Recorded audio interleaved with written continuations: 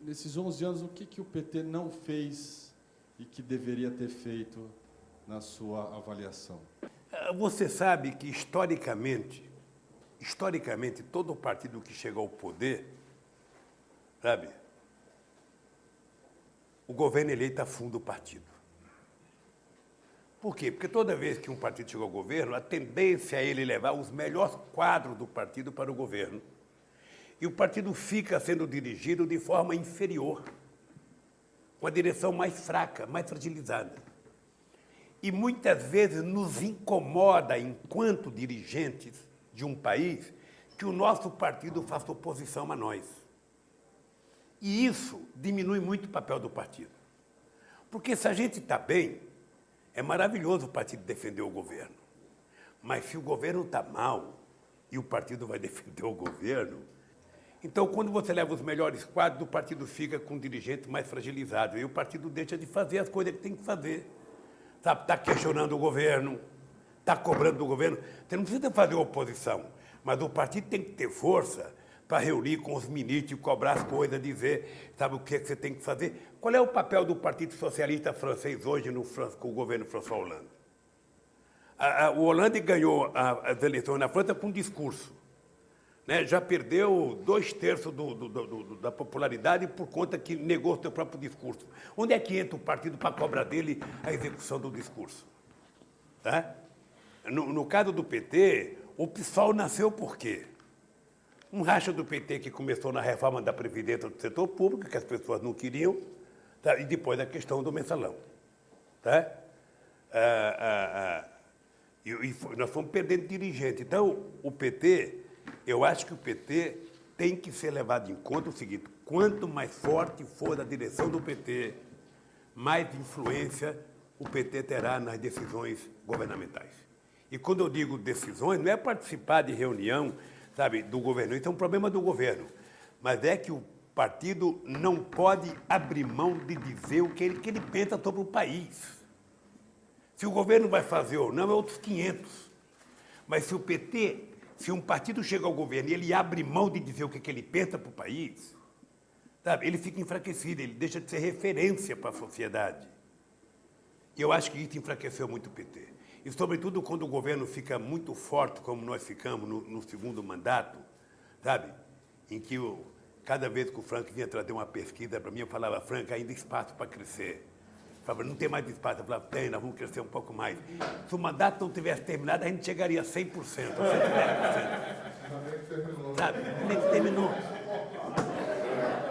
Mas sabe por quê? Sabe por quê? É porque nós exercemos uma coisa que eu acho que nunca a democracia foi exercida na sua plenitude como nós exercemos. Nunca. Tem gente que fala que a internet facilita mais o exercício da democracia. Não é verdade. Porque uma coisa é você ficar na internet escrevendo e mandando um recado um para o outro. Outra coisa é você estar numa plenária, falando ao vivo e ouvindo desaforo ao vivo. Era isso que era as 74 plenárias que nós fizemos com a sociedade para discutir as políticas públicas.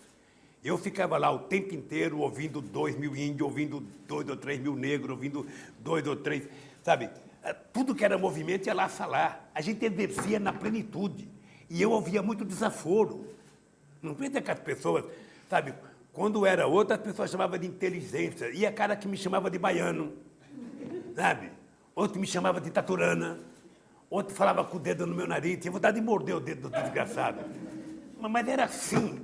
E as pessoas foram adquirindo uma coisa legal, que era o seguinte: ele já não achava mais que era o Lula que era presidente, ele achava que era ele. Sabe? Chegou um momento de tanta coisa, que ele achava que ele era, sabe, que ele estava lá.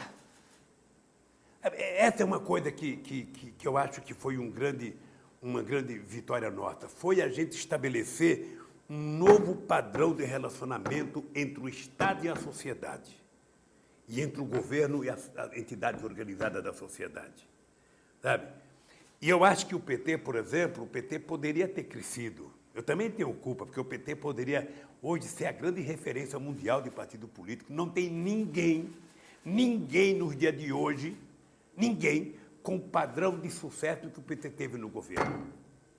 Não tem um partido que teve o padrão de sucesso que teve o PT nessas últimas décadas. Então, o PT poderia ser a grande referência para a América Latina.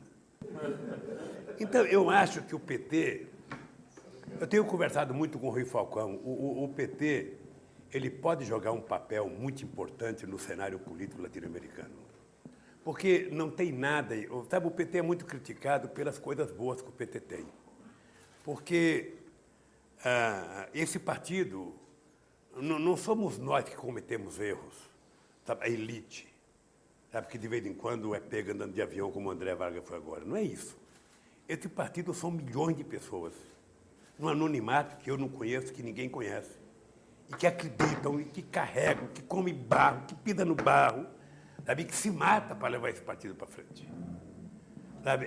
Eu acho que, ainda disse sexta-feira no comício do Padilha, é essa gente que nós temos que respeitar. É para essa gente que a gente tem que olhar o nosso comportamento para a gente não cometer erro, para a gente não, sabe? Ou se errar o menos possível dentro do limite humano. É isso que eu acho que deve acontecer. Portanto, eu acho que o PT fez menos do que deveria fazer com a sua presidência.